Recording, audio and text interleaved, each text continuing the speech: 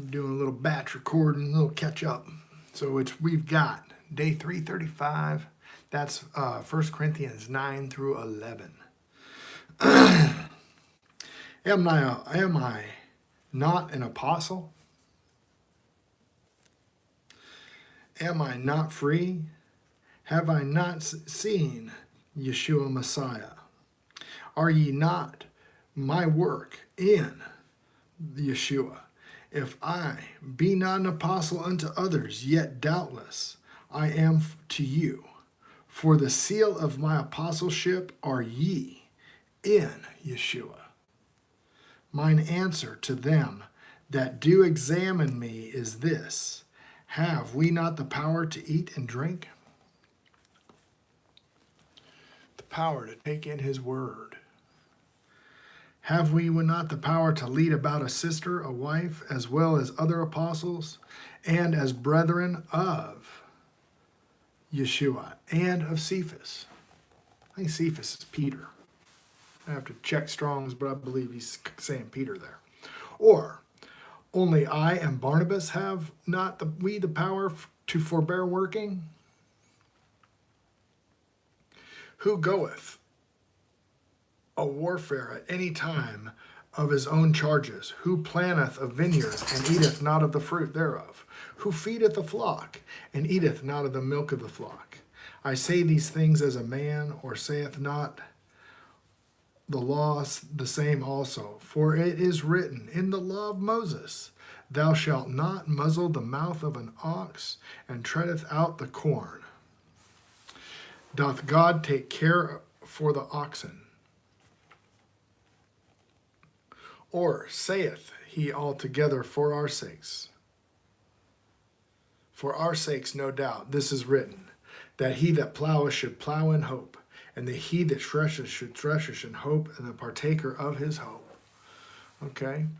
So these verses, this verse right here, for it is written in the law of Moses, thou shalt not muzzle the mouth of the ox that treadeth out the corn. That right there verse is the verse that people use to say that we need to make our tithes. And once a quarter, your preacher will get up at the pulpit and he'll have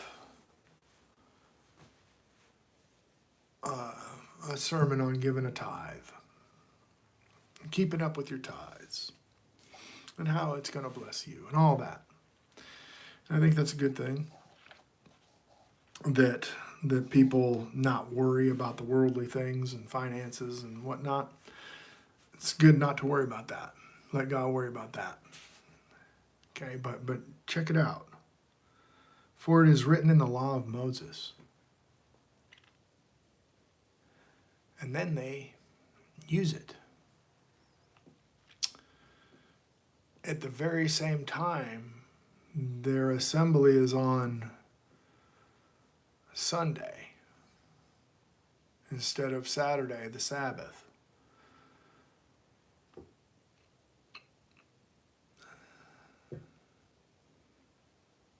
Yeah. The ox that's treading out the corn. You're not treading out any corn, buddy.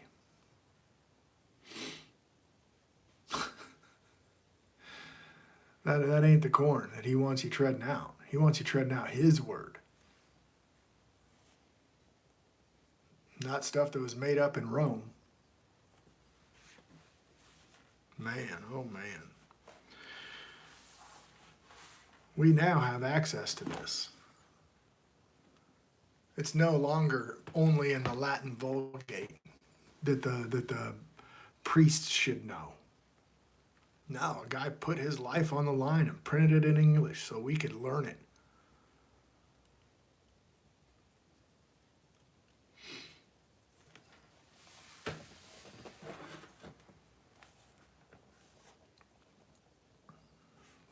As soon as you learn it, you know that the corn that they're putting out ain't worth a darn.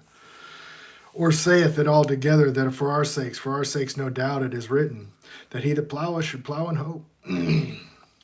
We have sown into these spiritual things. It is a great thing that we reap these carnal things. If others be partakers of this power over you, are not we rather? Nevertheless, we have not used this power, but to suffer all things, lest we should hinder the gospel of the Messiah. Do ye not know which is minister of about holy things, live the things of the temple, which they wait at the altar, are partakers with the altar? Do not be a hypocrite. Even so hath the Lord ordained they which that preacheth the gospel should live of the gospel.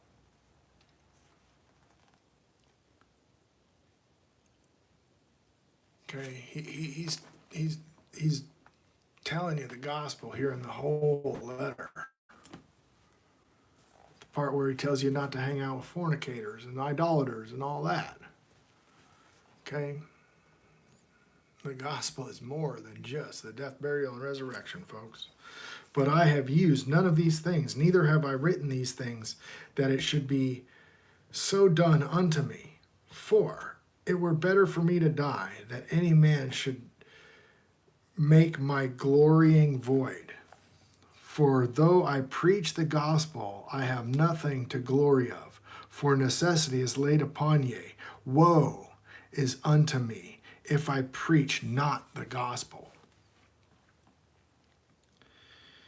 For, woe to the pastors. For if I do this thing willingly, I have reward, but against my will, a dispensation of the gospel is committed unto me. What is my reward then? Verily, that when I preach the gospel, I may make the gospel of Yeshua without charge, that I abuse not my power in the gospel. For though I be free from all men, yet I have made myself a servant unto all, that I may gain the more. And unto the Jews I became as a Jew, that I might gain the Jews. To them that are under the law. Okay? He had to go there and explain to the Jews that the law written after transgressions was until the seed should come. Okay? So he does that as the Jew of Jews. He does that with his prayer shawl and his adornment on his head and, over his head. And he does that.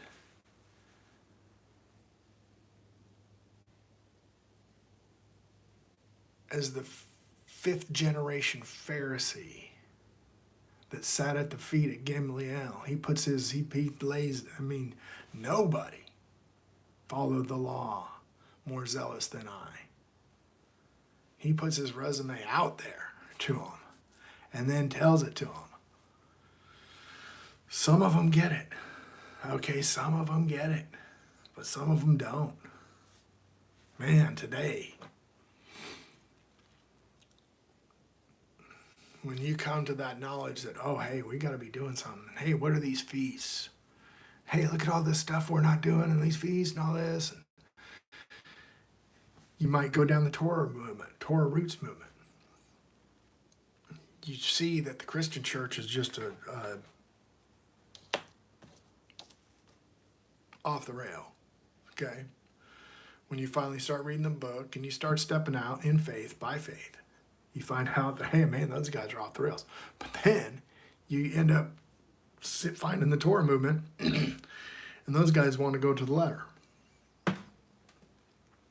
It's a stumbling block to both the Jews and the Gentile. Okay, or the Jew and the Greek. It's a stumbling block to both. Okay? Because you got one side of the ditch, so he's going to look like a Jew to the Jews. Okay, here we go. that I might gain that are all under the law. Them that are without the law, okay, the Gentile was never out the law, God, but under the law to Christ. Okay. Now, the law to Christ. What did Christ come to do? He came to remind us of the Holy Covenant. Luke 1, 72 and 73. To the promise made to the fathers, to the mercy of the promise of mercy to our fathers. Okay? And to remind us of the Holy Covenant of Abraham. Okay? That Holy Covenant was renewed, all thou desirest in Horeb. So we know what Moses said about the coming capital P prophet. Might gain them that are without the law. Too weak, I become as weak, that I might gain the weak.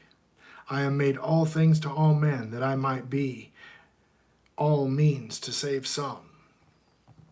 And to this I do for the gospel's sake, that I might be a partaker thereof with you.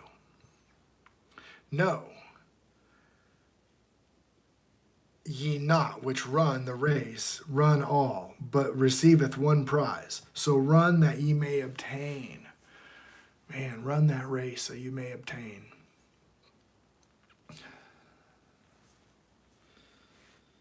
And every man that striveth for mastery is temperate in all things. Now they do obtain a corruptible crown, but we an incorruptible.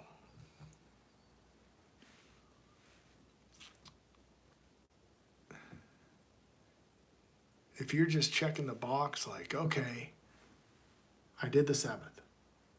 I did not turn the light switch on. Okay, that is of the flesh, and it is a corruptible. Okay, of course, look at how they have the elevators work. Okay, go to Jerusalem on a Saturday, the elevators are just going to run. So you can just get on, and it's going to go down, and then you get off on your right floor, and they just run.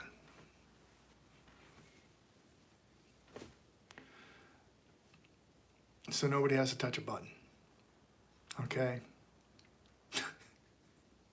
Totally of the flesh. Totally corruptible. Okay? Because you're doing these things of the flesh. Okay? They have a light that's always on, and they just rotate the thing. They would have to touch the light switch. Okay? it's stupid. Okay? It's of the flesh, man. Therefore, run, so not as uncertainty we fight, as one that beateth the air. But I keep under my body and bring it into subjection, lest that they by any means, when I have preached to others, I myself should be cast away. So he brings it into subjection. So it is like a big deal, folks, to hear that prophet do the things that he taught, man. It is a big deal, men and women.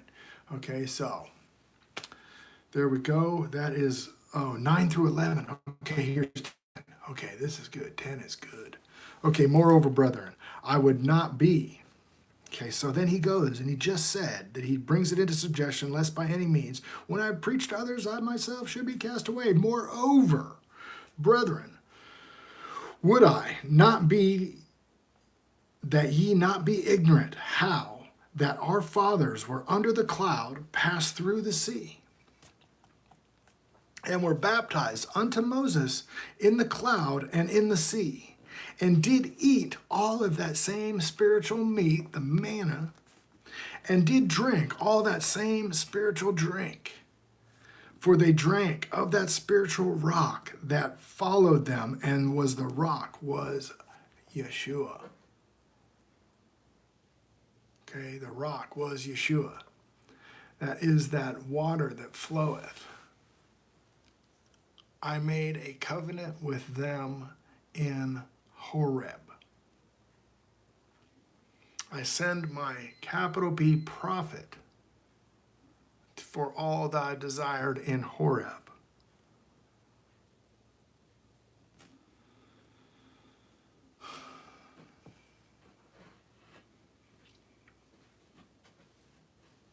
And our churches right now are teaching, we're throwing the baby out with the bathwater. Yeshua came, is that rock that we build the foundation on from that spiritual water that floweth through Horeb, which is the voice of God, the Word made flesh, the rock. But many of them God was not well pleased, for they were overthrown in the wilderness. Now these things which are examples, to the intent that we should not lust after evil things as they also lusted. Man, it is December 1st. Christmas is just right around the corner. Christmas is a pagan holiday. It's a pagan festival. The Romans called it Saturnalia. The Assyrians brought Asherahs into their homes. They fashioned them. This just sounds like a Christmas tree. Okay? This phallic symbol did not look like a Christmas tree. But when that pagan ceremony goes up to Scandinavia and Germany and those places, and Austria, it looks different than it did in Syria. Okay? They build obelisks in Egypt for it. And on the certain day of the year, the sun shines, the obelisk will cast a shadow somewhere, and it is straight from Nimrod. Okay? Straight from Babel and Nimrod and Semiramis and Tammuz. And in Rome, Jupiter and Hector and same thing, man. Same thing. And look at that. He tells us. In Romans 11, he calls it unbelief. Don't do. The same thing.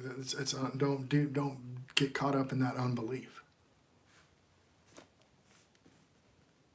Neither let us commit fornication as some of them committed, and in one day 3 and 20,000. One day 3,000, one day 20,000. Committing the fornication. Yeah, when he came down the mountain. That was after, in Galatians 3:19. After that transgression, he gave them a whole bunch more laws until the seed should come. Neither let us tempt Christ, as some also tempted, were destroyed of serpents.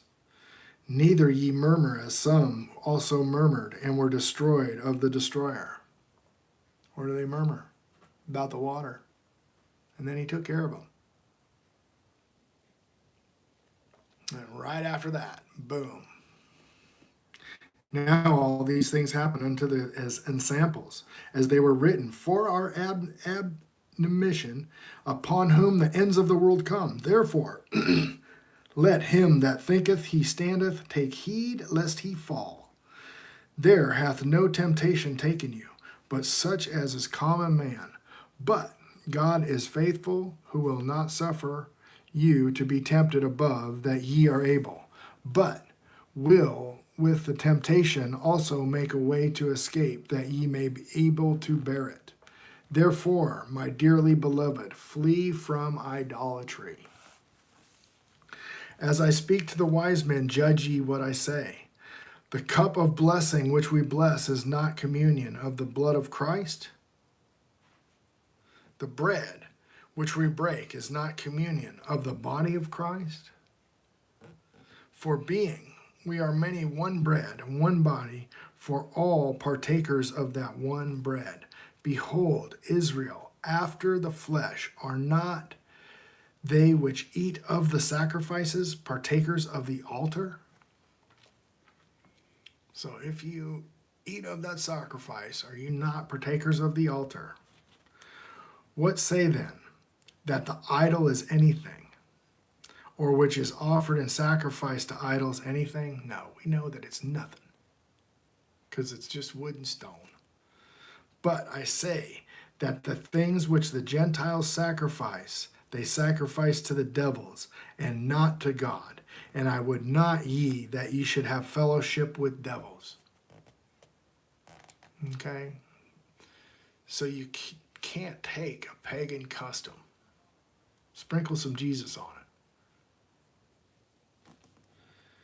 You cannot drink the cup of Yeshua and the cup of devils. You cannot be partaker of Yeshua's table and the table of devils. Can't do it. Do we provoke Yeshua to jealousy? Are we stronger than he?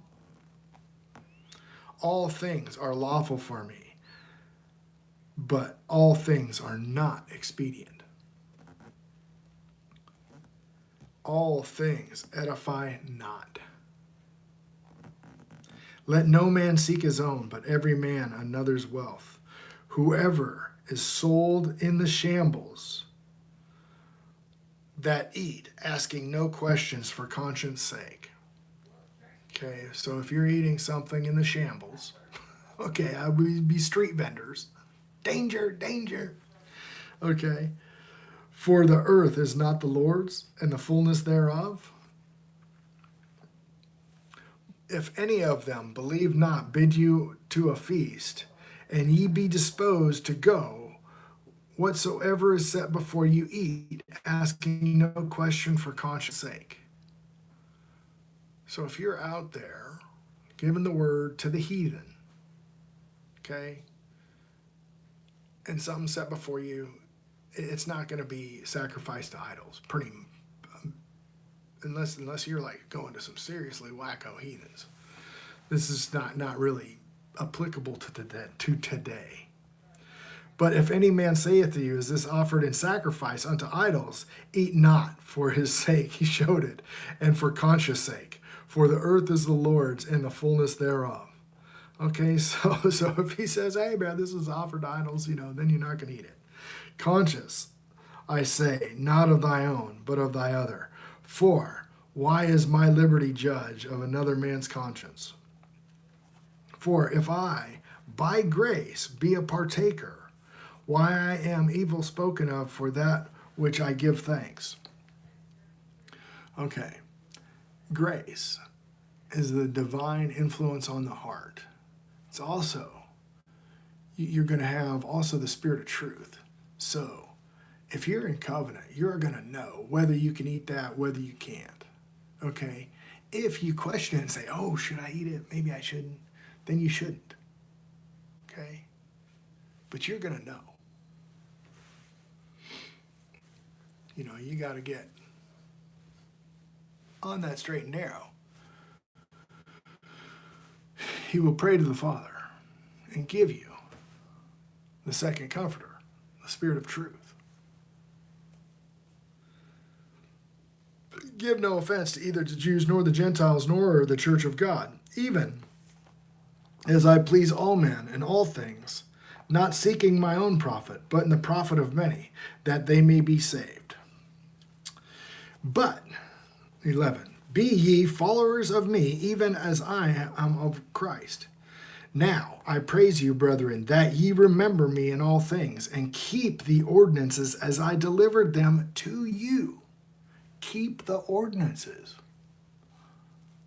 Oh dear.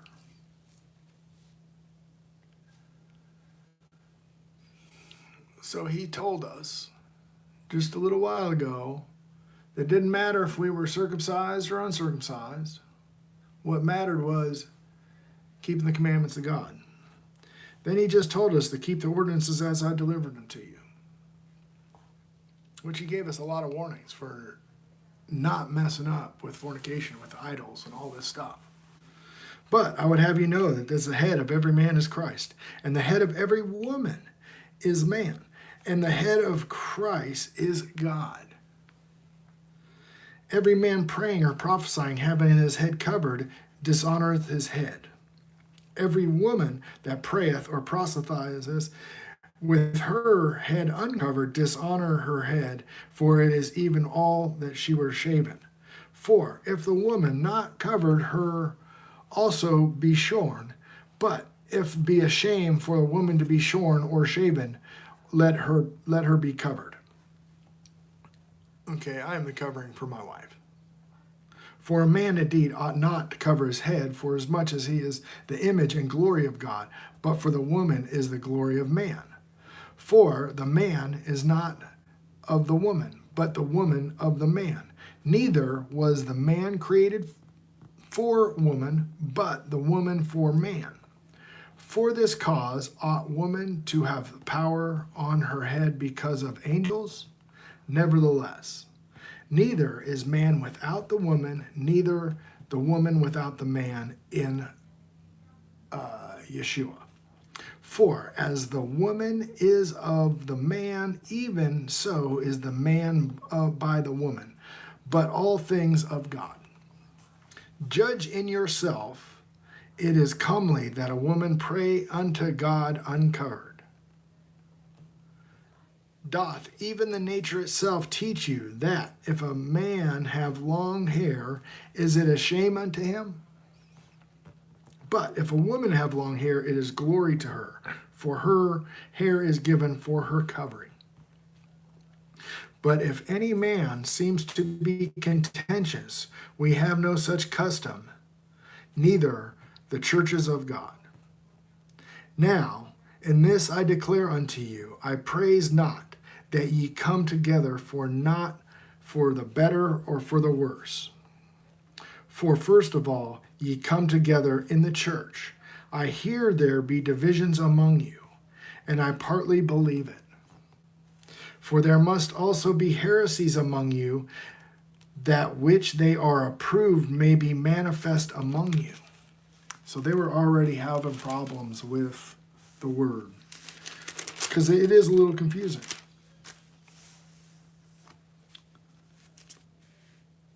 When ye come together, therefore, into one place, this is not to eat the Lord's Supper.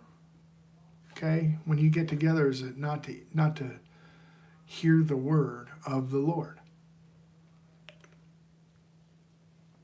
Okay, when the Bible's talking about eating, a lot of times there's a spiritual connotation. The bread. You hear a lot of that in those old the old hymns. For eating, everyone taketh before his own supper, and one is hungry, and the other is drunken. The other is proud. What? Have ye not the house to eat, to drink in, or despise ye the church of God, and shame to them have not? What shall I say to you? Shall I praise you in this? I praise you. For I have received of Yeshua that which is delivered unto you. And Yeshua, the same night in which he was betrayed, took bread. And when he had given thanks, he brake it. And he has said, take it, eat it, my body, it is broken for you. This is you do in remembrance of me. Okay, remember what he said. Remember his word. After that same manner, he took the cup, and he had supped it, saying, this is the cup, the New Testament, the new covenant in my blood, that we do, as ye oft drink it, in remembrance of me. Remember his spirit. Have that spirit. For as often as ye eat of this bread and drink of this cup, ye do show the Lord's death till he come. Therefore, whoever shall eat of this bread and drink of this cup of Yeshua unworthily shall be guilty of the body of the blood of Yeshua. What does Hebrews 10:28? Those who willfully sin trample on the blood of Yeshua. But let a man examine himself so that he may eat of that bread and drink of that cup. Examine himself. Self-reflection. For he that eateth and drinketh unworthily eateth and drinketh damnation to himself, not discerning the Lord's body. There it is. For this cause many are weak and sickly among you. Many don't have that word. Many are weak and sick. That's why it's so important to prop them up. That is the royal law, folks. You hateth your brother if you do not suffer that sin upon them. For if we judge ourselves, we should not be judged. If we judge ourselves, you got to keep yourself on that straight and narrow. But when we are judged, we are chastened of the Lord. The Lord loveth who he chasteneth. Chasten. That is who he corrects, he loves. That's Revelations 3:19. That we should not be condemned with the world, okay? But when we are judged, we are chastened of Yeshua, that we should not be condemned of the world. Therefore, my brethren, when ye come together to eat, tarry for one another. Hang out with each other. To eat, to share the word. And if any man hunger, if any man wants this word, let him eat at home, that ye may not come together under condemnation, and the rest ye will set in order when I come. Here's the book. Let's read it. When we come together, we will tarry and we will figure it out. Man. So then, in 1 Corinthians 12, which we'll go over tomorrow, he talks about the spiritual gifts. Okay, so then he gets right into the spiritual gifts. Pretty wild stuff, folks. This Corinthians is awesome, especially when you read Acts and then you go right into Corinthians. So cool. I love you guys.